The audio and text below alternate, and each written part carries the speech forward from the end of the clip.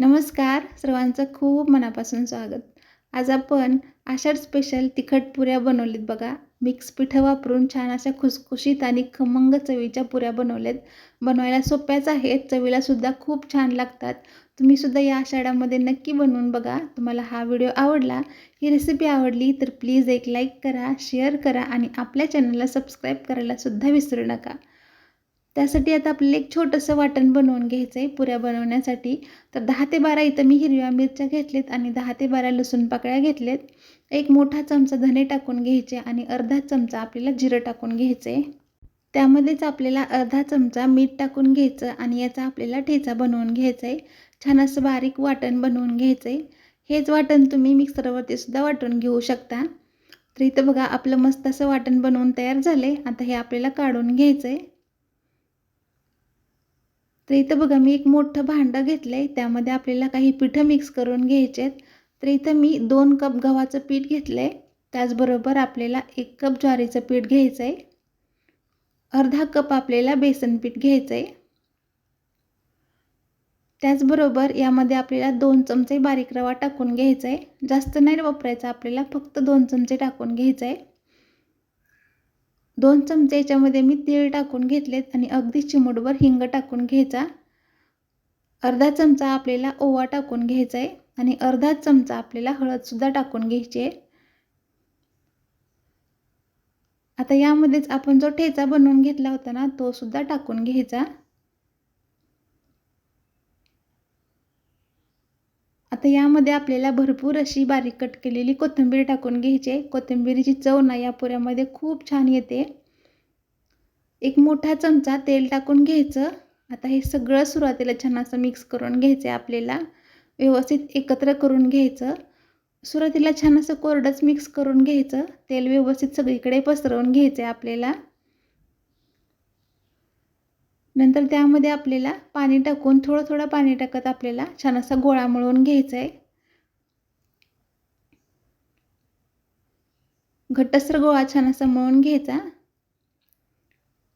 तर इथे आपला बघा गोळा बनवून तयार झाला आहे. मस्त छान मळून झाला आहे. आता याला एक आपल्याला 10 ते 15 मिनिटं असं झाकून ठेवायचं आहे, म्हणजे सगळे मसाले छान असे पिठामध्ये मुरतात. तर इथं बघा 10 मिनिटानंतर आता आपण याच्या पुऱ्या बनवून घ्यायच्या आहेत. तर आपण चपातीला जेवढा उंडा घेतो ना, तेवढा मी मोठा उंडा काढून घेतला एक. आता याची आपल्याला मोठी चपाती लाटून घ्यायची आहे. एकदम जास्त जाड पण ठेवायचं नाही आणि एकदम आपल्याला पातळ सुद्धा करायचं नाही. जर आपल्याला लाटताना जर पोळपाटाला चिकटत असेल ना, तर थोडंसं पीठसुद्धा लावू शकता तुम्ही किंवा अशा प्रकारे अगदी थोडंसं तेलसुद्धा लावू शकता.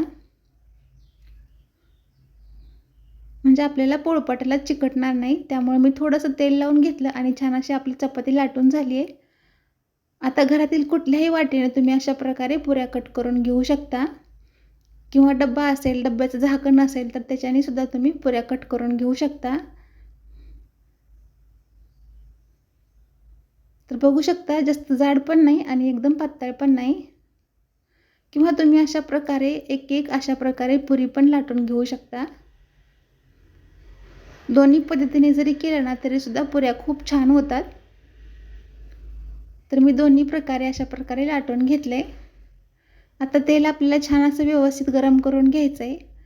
तेल मध्यम गरम असावं, एकदम पण धूर निघेपर्यंत नको आणि एकदम पण थंड नको.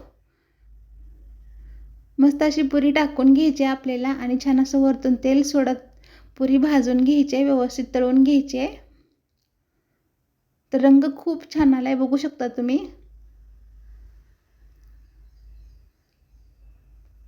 अशाच प्रकारे आपल्याला सगळ्या पुऱ्या तळून घ्यायच्यात.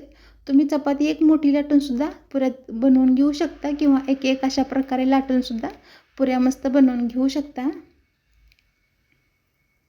मस्त खरपूस होतात बघा, चवीला सुद्धा खूप खमंग लागतात. तर या छोट्या पुऱ्या सुद्धा मस्त फुगल्यात बघा. काही काही पुऱ्या ना असतात ना, त्या कोथिंबिरीमुळं थोड्याशा फुगत पण नाहीत, फुलत पण नाहीत. त्याच्यामध्ये आपण अख्खा ओवा वगैरे टाकल्यामुळं. तर इथं बघा आपल्या मस्त अशा पुऱ्या छान अशा तळून झालेत. मस्त खुसखुशीत झालेत. दिसायलासुद्धा खूप छान दिसतायत. तुम्हीसुद्धा अशा प्रकारे नक्की बनवून बघा. तुम्हाला हा व्हिडिओ आवडला, ही रेसिपी आवडली तर नक्की लाईक करा, शेअर करा आणि चॅनलला सबस्क्राईब करायलासुद्धा विसरू नका. तुम्हाला रेसिपी कशी वाटली ते सुद्धा नक्की कमेंट करून सांगा. धन्यवाद.